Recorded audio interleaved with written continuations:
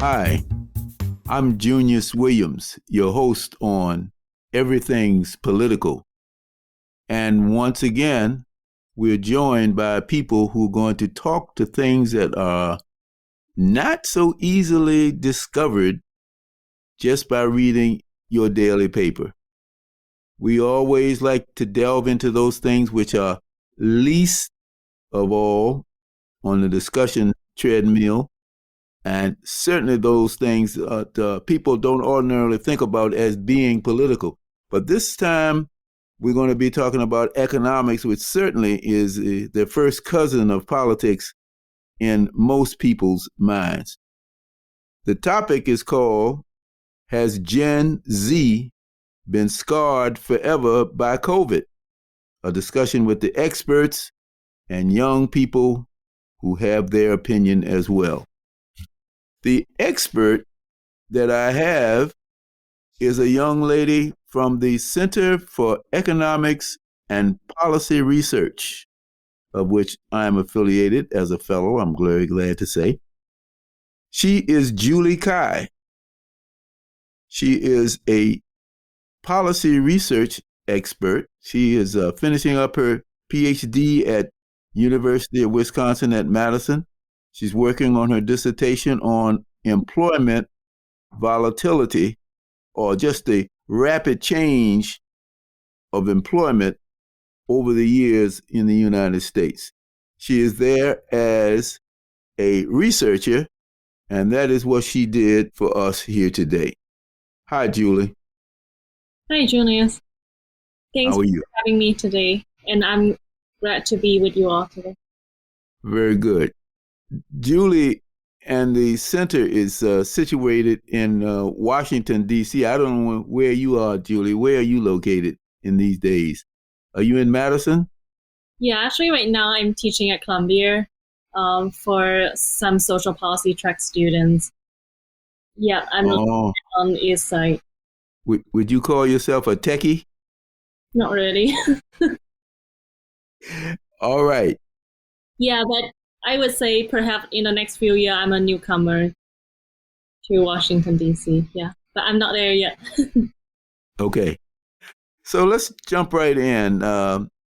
Because of COVID, there is talk of a generational scarring effect on young people who are now teenagers and those in their early 20s, people in the high school age, people in college age. What do you see as a researcher at the center? I'm particularly interested in talking about the job market. Mm-hmm. Yeah, and I'm so happy to be with you all today to talk about this very important and crucial topic, right? And my colleagues at CPR and I did a job report back to 2020, back to July 2020, talking about how their job market looks like for young adults who age between 16 to 29. And what we found at that point is that in the first half of the pandemic, the unemployment rate was really high for people aged between 16 to 19. That's about 24%. And now, in the past several months, I should say in the past half year, that number went down to about 14%, but that's still about 2 percentage points higher than the pre-pandemic level. And when we get to the college age student who age about 20, who age between 20 to 24, we did see about 8 percentage point lower in terms of their unemployment rate in the past several months. But that's still about 7 percentage point higher compared to the pre-pandemic level. So does that mean that we're coming out of unemployment for that age group, or was there ever really a big knock on employment for that age group last year? Yeah, that's really high last year when we saw the historic high number at that point. But we did see some bounce back in terms of the economy in the past several months, I should say past half year. But put that in context, we're still losing about 300,000 fewer jobs for youth who are aged between 20 to 24.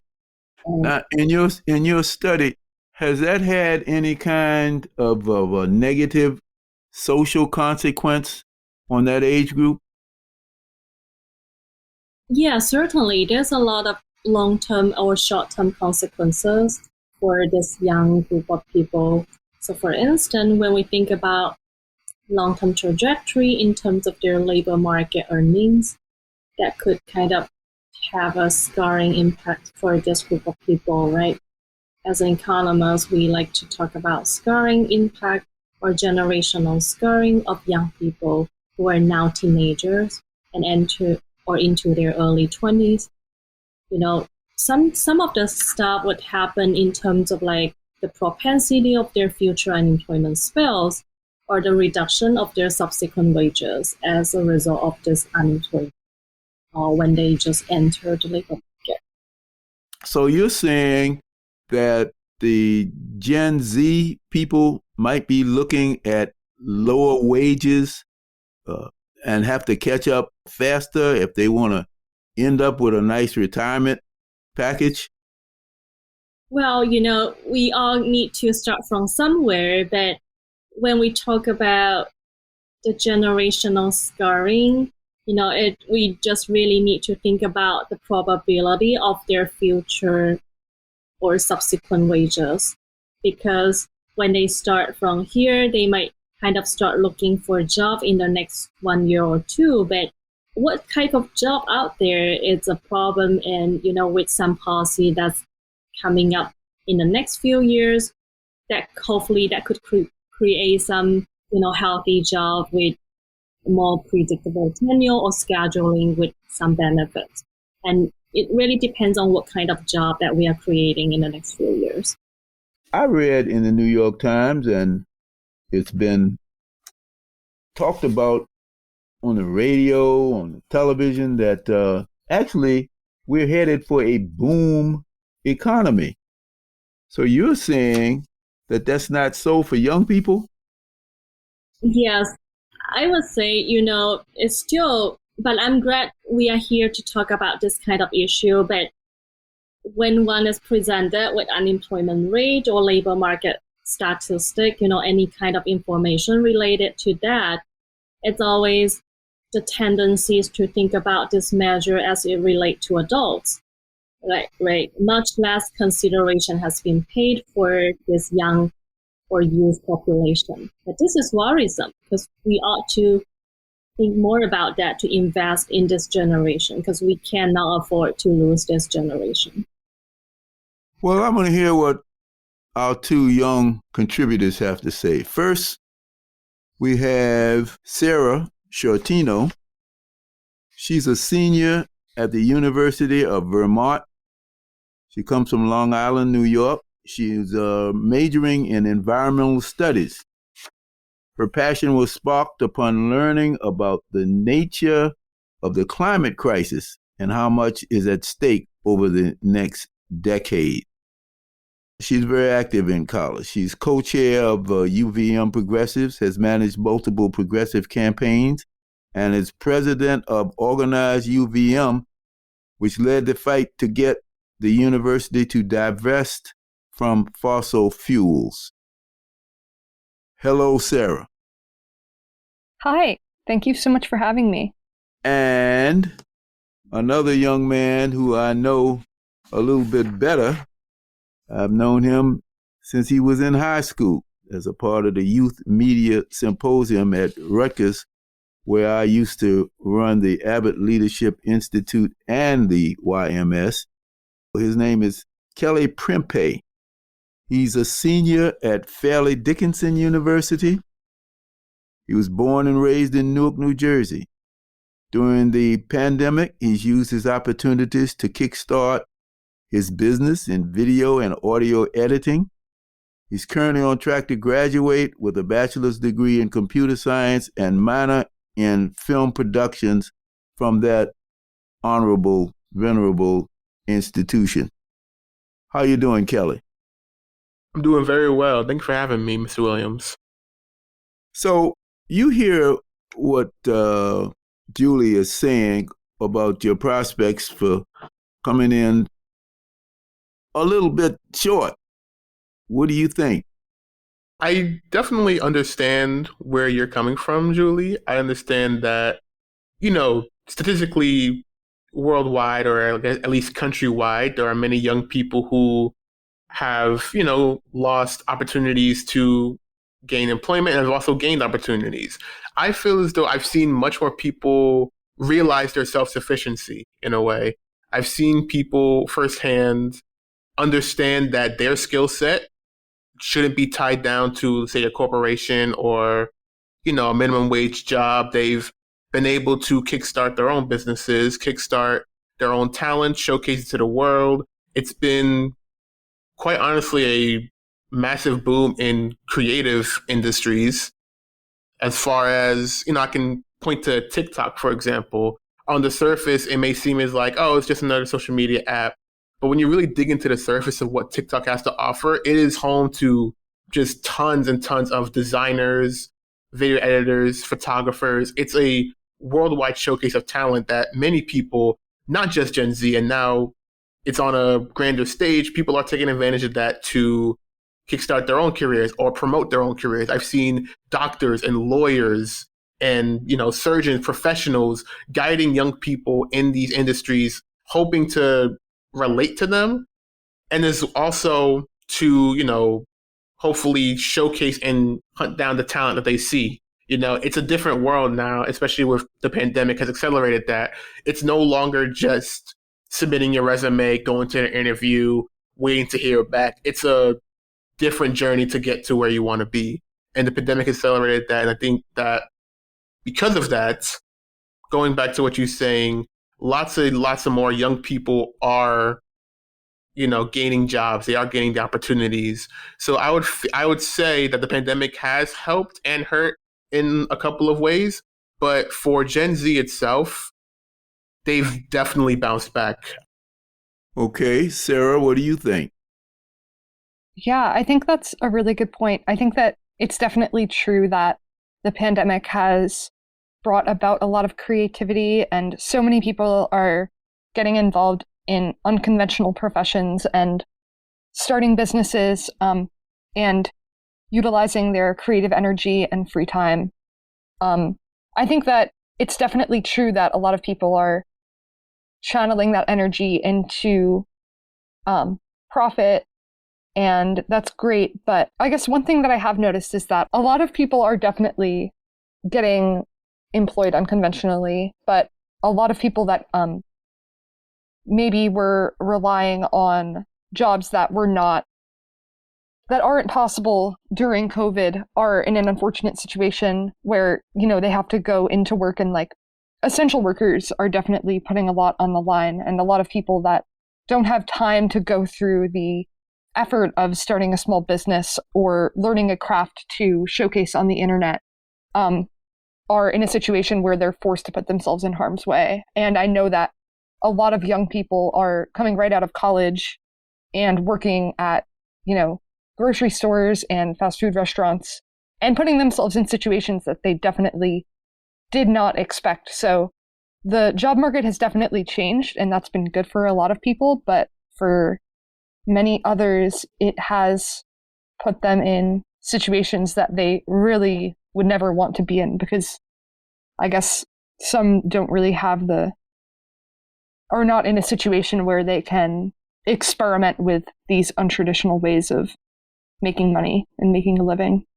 Well, do you think that the ability to improvise is something that perhaps needs to be taught in schools, as opposed to just go out, find a big company, and the world is there? The world is your butterfly, so to speak. Yeah, I think that people should definitely be taught how to be self-sufficient and improvise in our system in schools. I think that it's definitely something that we are, as young people, kind of assumed to be able to go out into the world and kind of just make it. And yeah, I guess I think that we definitely do need to be teaching students how to succeed in the world without having to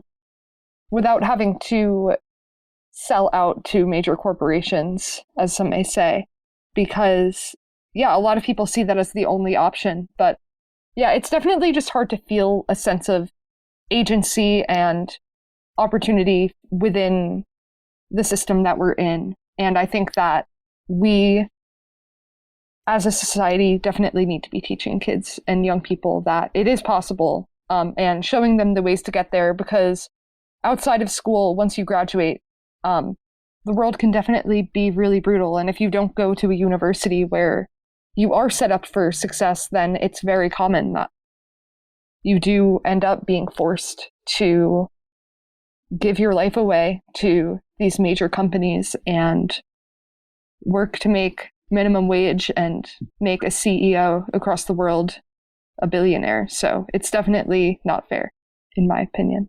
So, Kelly, what are you going to do with your degree? In my introduction to you, you started your business already. Is that what you're going to keep doing, working independently? Absolutely. For me, after I graduate, I will have a bachelor's in computer science and a minor certification in film production. So far, I'm aiming for software development in terms of applying my major course of study. But as of now, I'm thoroughly enjoying just the independence I get when creating. I enjoy video editing as well as audio editing. I do edit this podcast you're listening to right now. And it's been an incredible journey just learning on my own and just truly developing the skills needed to make this podcast an incredible success. It's very fulfilling, and I don't believe I would have gotten this sense of fulfillment and this wealth of knowledge just by getting an office job in a cubicle somewhere. You know, it's a very freeing experience being able to set my own terms and be my own individual while also, you know, not just furthering my career, but also furthering development of the creative industry as a whole. Let's go back to you, Julie. What do you think about that dichotomy we have here? One is, well, I don't need to re-preach the sermon. You heard them. What do you think? Yeah, I definitely hear what these two young talents were just saying about, you know, the prospect of the economy or the future, and I'm totally with you. But I feel like we kind of in a situation where we really having two extremes. So for those people who have privilege to be at school or coming from a relatively affluent background, you know, some of them may take a gap year or use their own network to gain some work experience, or by doing a paid internship or unpaid internship to get an industrial experience, then perhaps go back to school when there's no pandemic or if the pandemic allows. But that's only a very small portion of college students or high school students. On the other hand, we also see a very large group of students who might not be able to afford to pay their tuition, or they might choose to defer the college enrollment, or they might just have to find another job to get by or help their family because some other business closure, so they were getting laid off. So do you think some things are getting better for some people? Mm-hmm. And does that have a generally a racial breakdown? Are we talking about certain colleges that are maybe not Harvard, Yale, but where folks do come in with a family background and a certain set of expectations and having gone to certain kinds of schools before that? What does all of this have to do with class and race going into college? Does COVID have a disparate impact in that respect? Yeah, I'm actually glad you brought that up. You know, race has always plays a larger role in terms of influencing someone's prospect of future development. That we did see that Black or Hispanic young adults were more likely to transit from employed to unemployed in the first half of the pandemic. And we did see the number went down a little bit in the past several months, but that's still the unemployment rate for racial ethnic minority young adults were still about 7 or 8 percentage point higher than the average. And yeah, so certainly they are the group of people who are more likely to attend community college. And we would say, we ought to maybe invest more in community college. So a college degree do play a larger role, right, to expand some of the economic opportunity for those vulnerable students, those institutional served.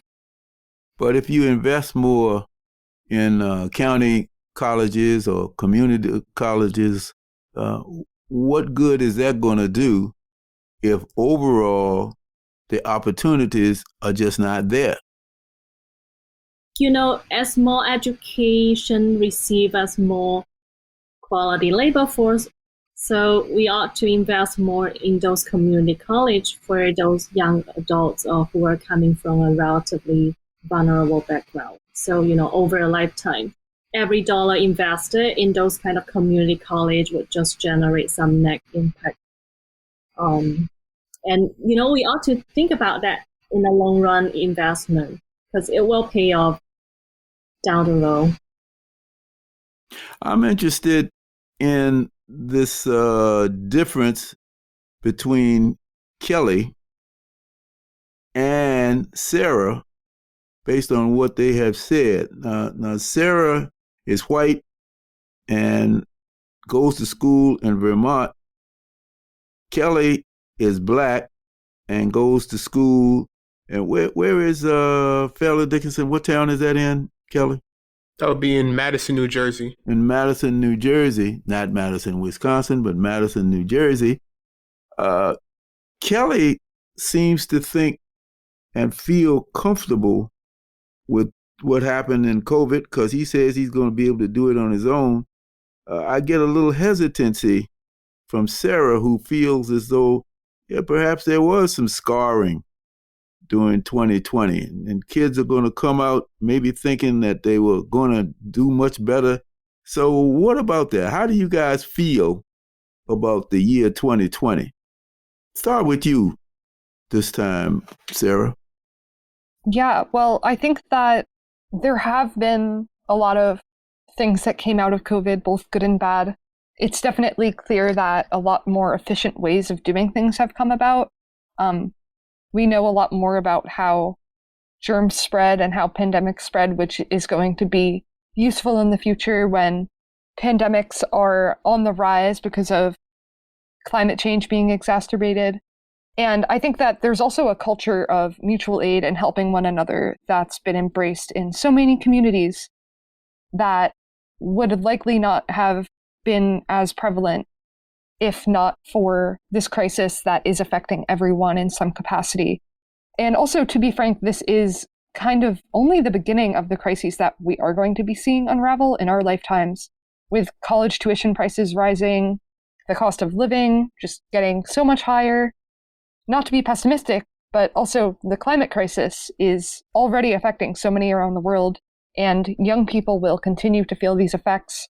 And if this crisis, I guess, has made 2020 a lost year, then if we keep going at this trajectory, then 2030 and on will be when we're facing a lot more loss. So I think that there are good and bad things that have come out of it, but I hesitate to see it as a total loss when I know that our generation will be facing so much more. And to touch on your point earlier, as a white person in Vermont, like with, lower population density, and just, we are, with lower population density, we haven't been seeing as much constant spread of COVID. And also in regards to the climate crisis, we are pretty privileged in how we are going to be able to handle it. So I think that the ways in which we're handling this crisis, or we're being affected by this crisis, will largely be paralleled with future crises. So there's definitely connections there, I would say. So how does it make you feel?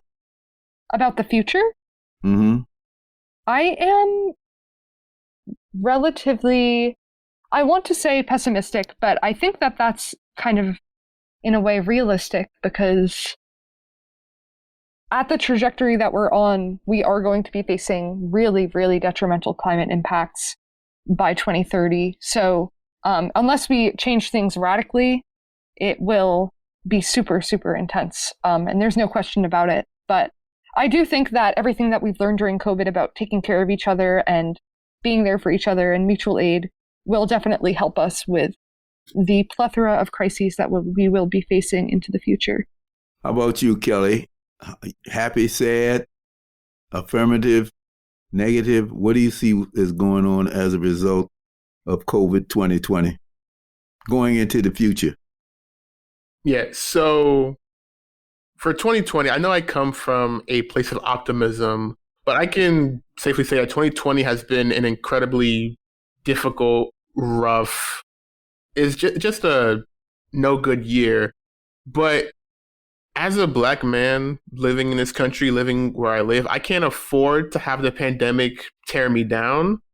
I'm currently a college student. As a first generation college student, I have to graduate, so I can't have the pandemic, be the excuse that I can't graduate or be the excuse where I'm unable to do these certain things. I will say that the pandemic has definitely given me a lot to think about in terms of college and in terms of just what I have to do in order to succeed in this life. But in terms of how I feel about the future, I will still say I'm pretty optimistic. I can see that we've learned so much about the pandemic. We've learned so much about our economy, our working class, our working environments, as well as our school environments. We've learned so much about how many jobs that can be completed from home. And we've also learned how students react when they have no choice but to stay home and go to school. I know a lot of people suffer from severe anxiety when they are home, attending classes, being on camera, speaking to the professor in a setting that they're not used to. Many students, I'll speak about students for right now. Many students during the pandemic have had about a decade plus of the same schooling system, which is going into a building, sitting in class, and learning visually from the professor on a whiteboard or a chalkboard or something like that. Once the pandemic hit, we've had to switch gears on how we absorb information, how we learn itself. And some people were equipped for that, some people were not, but it's important that we learned where we stand as a whole in terms of how we absorb information, both in a college and a work setting. And because of that information, I feel as though we are on the track to better ourselves and better our economy with how we complete work. I feel as though as a whole, we are more understanding of each other and our situations, because not everyone goes through the same things as we learn. Some people have suffered many losses and some people have gained a tremendous amount of wealth and knowledge. The important thing is that as human beings, we've gained an understanding of how we react and how we anticipate any hardship that comes our way. And I believe thanks to that, we are able to just be greater as a result. So I'm pretty optimistic for our future. What about those students who are just now coming to college, have not quite entered yet? This is their senior year. Have you any contact with that age group? Both of you are big-time seniors now, so maybe you don't have any high school contacts, but I'm sure you have somebody. What is the impact on the freshmen who are going to be coming either to Fairleigh Dickinson or to the University of Vermont? They've been at home. You mentioned some of those things. They finished online. There may be no prom, no graduation. Certainly last year, that crop of seniors. Talk to me about those people.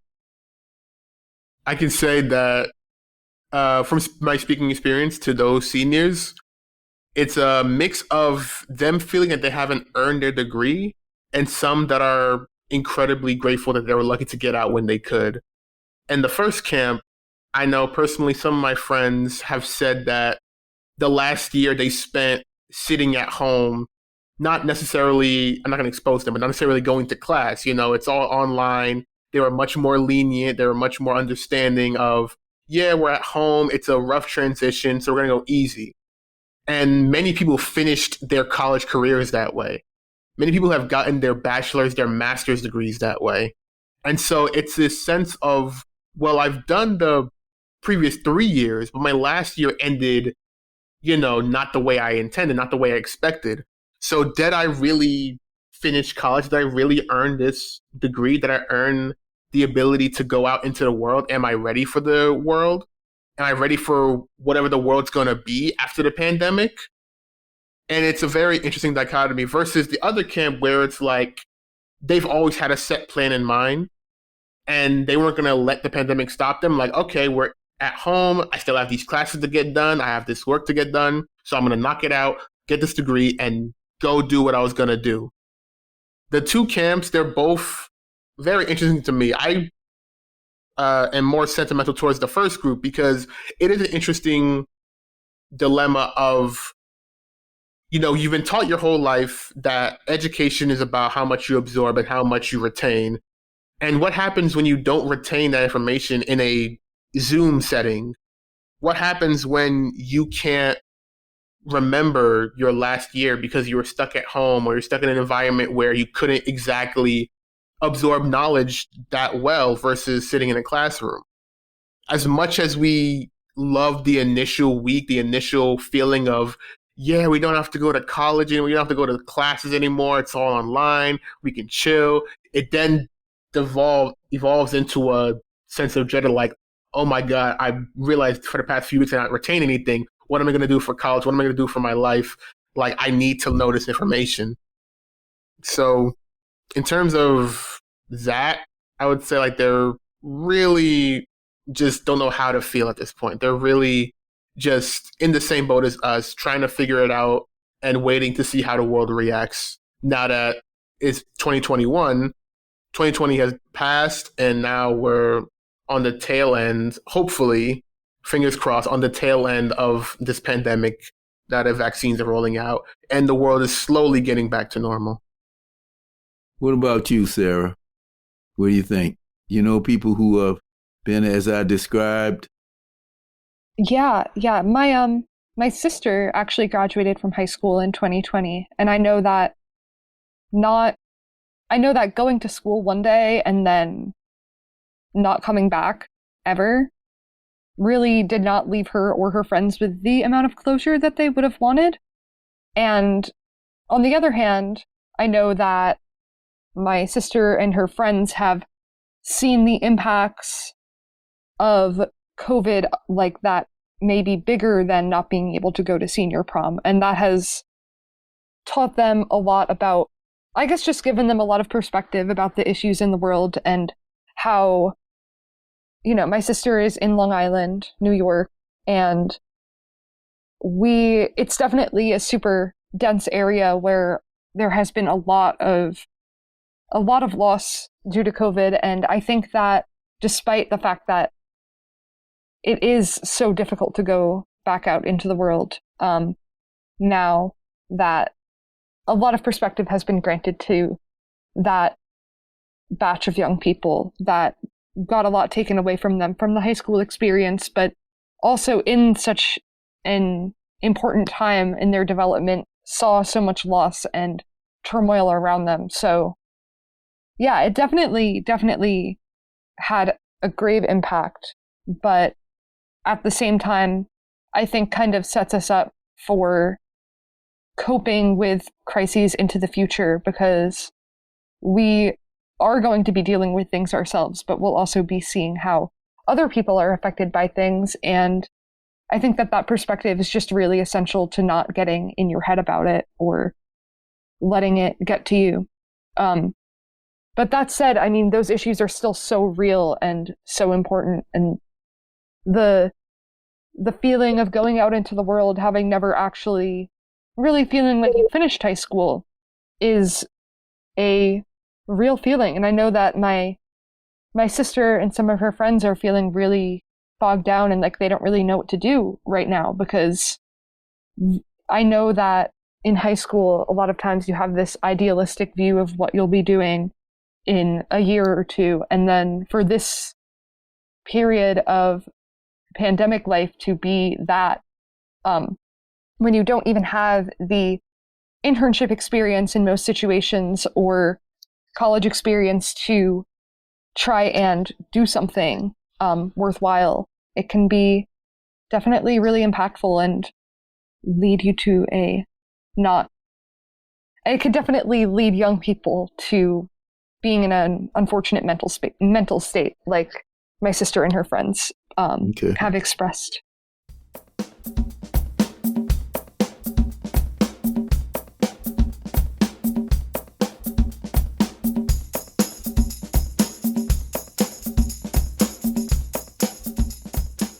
All right, let's go back to Julie for a minute. I'm looking at the President Biden's stimulus checks. I'm not looking at one in my hand because I didn't get one. But I mean, I'm considering that, as well as the proposed infrastructure initiative. Is that going to have an impact on the scene that you painted earlier? Is that going to make, for example, Sarah's sister feel a little better?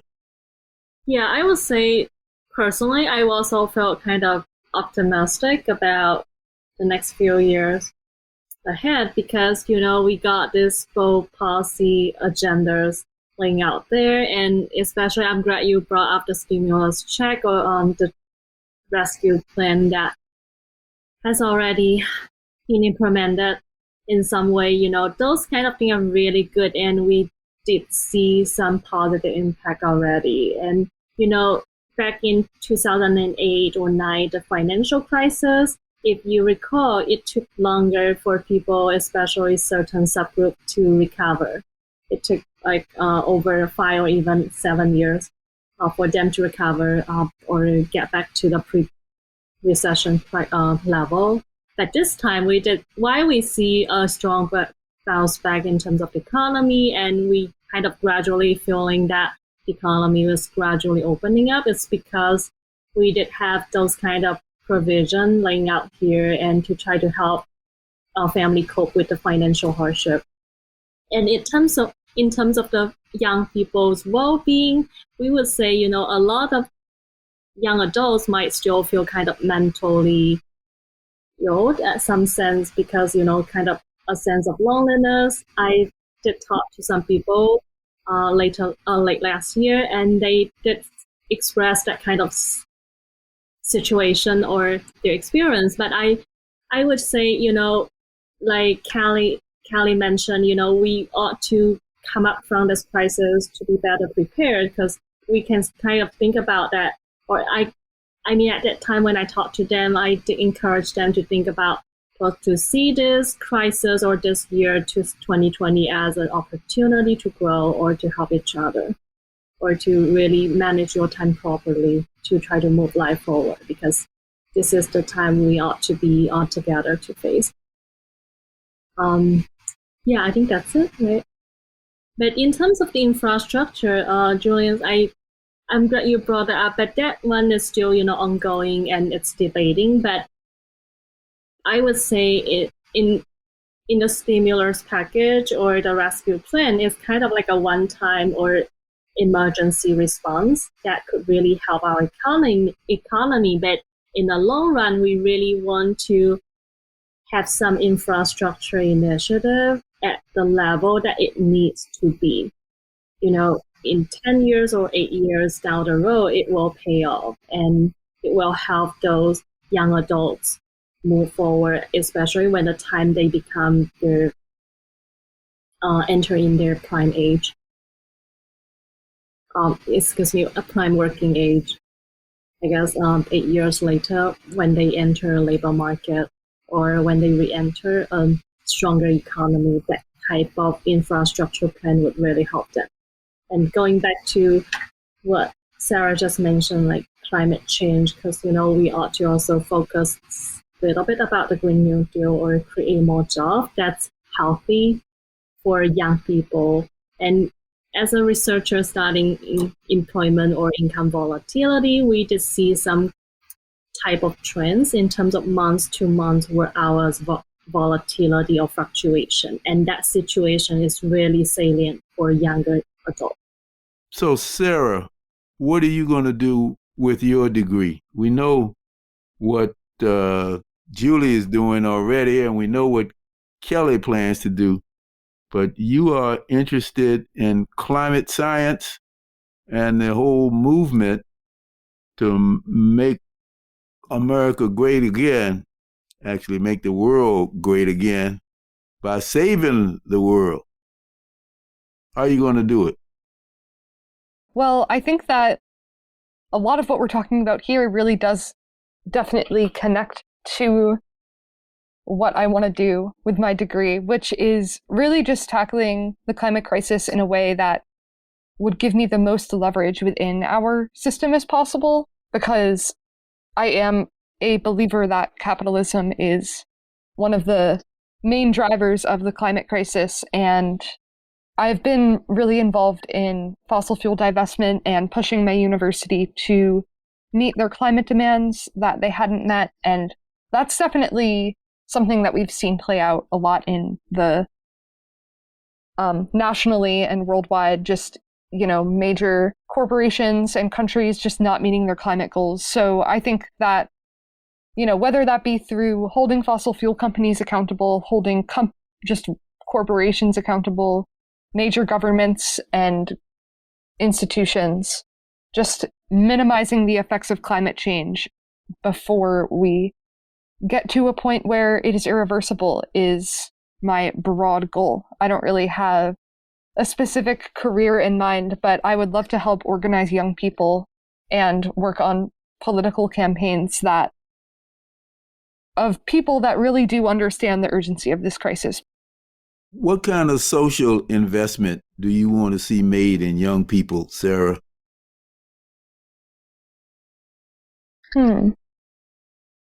By social investment, what do you mean? I'm sorry. Well, I'm talking about college. I'm talking about tuitions. I'm talking about psychological kind of support. I'm talking about things that make you feel better, but also things that will put some meat and potatoes on your table. What kind of social investment should be made by this country? I definitely think that college should be free, and that all public institutions should be made free, and that college debt should be forgiven. I think that's probably one of the main things for sure that young people are worried about right now. And I know a lot of folks that I speak to say, well, my generation had to pay student loans. Why should your generation have their loans forgiven? And my response to that would be, well, since the 80s, college tuition has inflated by like multiple times over. So yeah, I think that that's a really big one, because in a society where we need a college degree to make a difference, but we need money in order to get a college degree, then young people really do need the ability to get educated and get a diploma if this is the system that we're in, because if not, then the people in power will continue to be in power and these issues will just keep escalating, I think. So yeah, investing in education is definitely really, really important. Kelly, social investment, what? You're asking me what should the people invest in, or what should I invest in socially? No, what should the government or private industry invest in to make life better for Gen Z? Oh, then I 100% agree with what Sarah was saying. I believe the government should invest in free public institutions and also removing student debt. This pandemic has made us realize the value of college and what it holds to us. Some people may still hold college to a high value, and others may have never stepped foot on a college campus, but are still paying college level tuition to attend courses online on Zoom. So the question then says that, well, what am I truly paying for if I'm not getting the full college experience? And it kind of opens the door and opens the veil of the importance of college education, or at the very least, paying such high amounts for it that have inflated since the 80s and hasn't been reflected in minimum wage or, how we pay students out of college. I feel as though that, as well as eliminating the student debt, will hopefully help many Black and brown communities who suffer from this student debt, who had to take out many private loans, many government loans, and are still paying back to this day, either through the parents sending their kids to college for in hopes of a better life, or the students themselves because the parents cannot, supply those loans, who can't sign those loans. So the students have to take it on themselves. It's a very unfair advantage that a lot of Black and brown communities have to go through. And I feel eliminating that will put people on an equal ground in terms of out of college, not having to worry about debt and not having to worry about struggling to survive once you get that first job. Because then once you budget your paychecks, you have to make sure how much goes into paying off your student loans, how much goes into paying for your apartments that are priced way out of minimum range, that are way out of livable wages. It's a definite question the government has to answer for. The government has to work for the people at this point, now more than ever. They have to see that going to these colleges for thousands and thousands of dollars for essentially staring at your computer screen, not even stepping on a campus, not even meeting your teachers face to face and learning their office hours where everything's just online. Why not go to an online school, get online certifications? Why not go to a community college for about 2 years? It really makes you think about the true value of these massive institutions and what they're really serving once you pay those thousands of dollars. Well, on that note, I don't think it could have been any better said from all three of you. I want to thank Julie Kai. I want to thank Kelly Prempe. I want to thank Sarah Shortino for telling us what it's like to be young, gifted, and in America in the age of COVID. Also, I want to thank the Everything's Political podcast team, Kalina Berryman, Alexis McCoy, Frankie Walls, and Kelly Prempe. Our theme song is by my man, Anthony Ant Jackson, who's now out there in Nevada, but used to be the music director, still is the music director for Return to the Source, my wonderful musical group. I want to thank the Terrell Foundation for making a grant possible for us to do this, and I want to thank the sponsorship, the Center for Education Juvenile Justice. Let me also give a shout out to CEPR for making Julie possible, and for all the other folks out there who are really enjoying what we are doing with this podcast by the kinds of responses we get. And until later on, we have one more in this series coming up in May, and I can tell you now who it's going to be. It's going to be Mayor Raz Baraka, mayor of the city of Newark, to talk about his new People's Museum. So get ready for that. It's always the last Wednesday in this month. So you all keep on doing what you're doing. This is really good. And I'm just glad to be a part of it. If you don't see me by and by, it's because I'm still struggling out here in the vineyard. And you know why? Because a Black man's work is never done. Bye-bye until the next time. Thanks again. Thanks, everyone. Thank you for an amazing talk. Thank you. I've truly learned like so much just from different perspectives and as well as from the experts. It's been a incredible experience being here. Thank you all. I really appreciate what Callie and Sarah mentioned, from your perspective. And I totally hear you. And I absolutely agree with, making public education more accessible and affordable is crucial. Yeah, I really appreciate all of your perspectives as well. And I'm so grateful for this opportunity. Thank you. And thank you all for that post-op. Bye.